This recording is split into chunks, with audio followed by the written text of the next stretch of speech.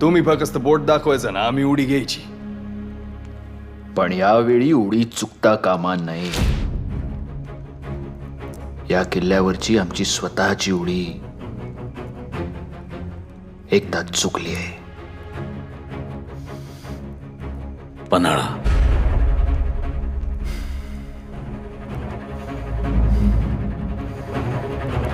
मिर्झा राजेंशी तह केला तेव्हा आदिलशहाच्या घशातून हा किल्ला सहज काढून घेऊ असं वाटलं होतं आम्हाला.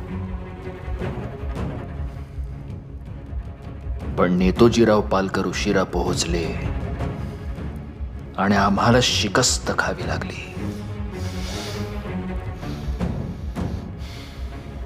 हजार मावळ्यांच्या रक्तामांसाचा चिखल झाला आमच्या डोळ्यासमोर. कोंडाजी नेतोजीरावांसारख्या माणसाला याच किल्ल्यापायी आम्ही स्वराज्यातून बाहेर काढून टाकलं.